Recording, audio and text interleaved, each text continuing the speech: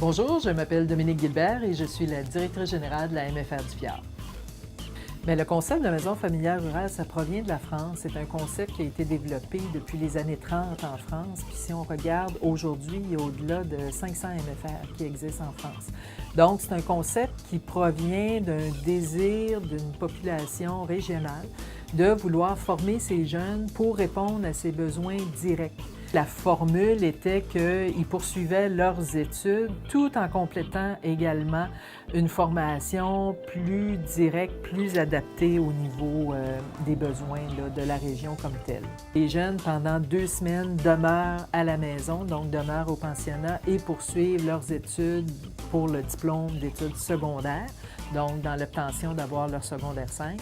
Et les 2 autres semaines, par la suite, retournent dans leur milieu familial où ils vont être intégrés au niveau des centres de formation pour leur diplôme d'études professionnelles et intégrés également auprès de maîtres de stage dans des entreprises.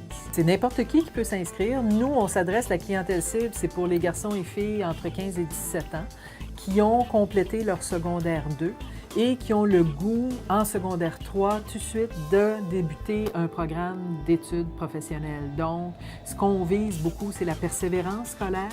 Et si tout va bien pendant les 3 années où le jeune est à la MFR, bien, il risque de sortir en secondaire 5 avec dans ses poches 2 diplômes. Le chemin qu'ils ont parcouru de septembre jusqu'à maintenant, c'est énorme.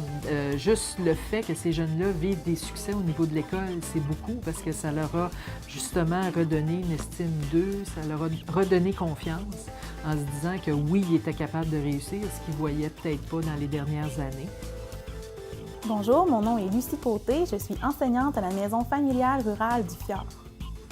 Le fait qu'il soit vraiment dans un milieu qui est fermé finalement, mais ça fait en sorte que oui, il y a une concentration qui se fait. Alors, si je compare avec une école normale dans un cours, c'est des cours de 1h15 qu'ils ont, généralement, tu as quand même des périodes où tu as plus de perte de temps. Ici, on observe vraiment que notre temps de travail est maximisé et optimisé dans le fond, là, parce que les élèves restent concentrés sur des périodes qui sont vraiment longues, surtout pour des élèves pour qui l'école, c'est quand même un défi, là.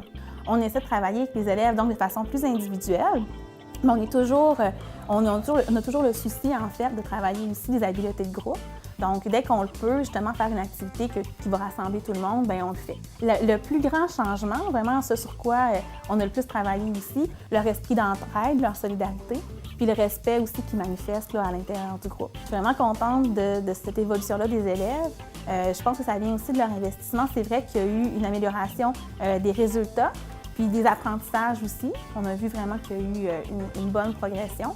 Puis je pense que c'est attribuable justement au concept qui permet d'être vraiment près de ces élèves-là puis de leur donner des outils pour se motiver finalement.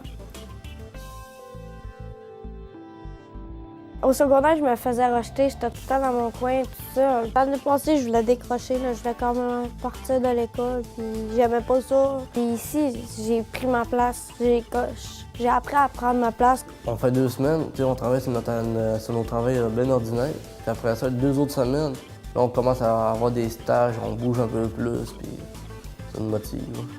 La vie en groupe, c'est super. Là. Même le monde qui sont à l'extérieur de la MFR, la nouvelle. J'aimais vraiment pas ça l'école, puis là, ça m'encourage encore plus à continuer. Là. Si ça n'aurait pas arrivé à moi, là, je décrochais.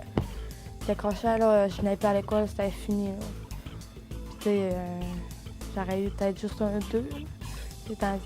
Tandis que là, on est en modulaire, puis ça avance vraiment bien.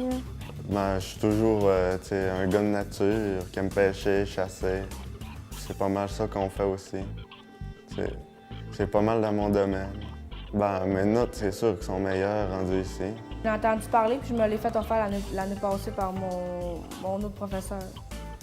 Puis elle me voyait là-dedans, puis à cause qu'elle savait que j'embarquais dans toutes sortes de projets, ça nous fait alterner, ça nous fait changer, puis on a tout le temps hâte de refaire nos 2 semaines à retourner. À être 8, là, tu te rapproches plus de tes profs qu'à une polyvalente. Au pire, là, rien que la façon que tu les connais plus, là, ils vont être capables de savoir te le dire, comment que tu vas comprendre. Mes parents, ils m'ont envoyé plus site, là, mais si j'allais pas aimer ça, j'allais revenir. Mais c'est un bon choix, je trouve.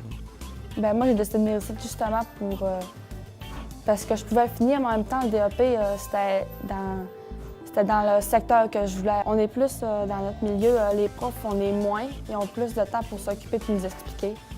Puis ils prennent tous nos travaux, même si ça pas noté, puis ils peuvent nous donner des points de plus pour nous faire passer.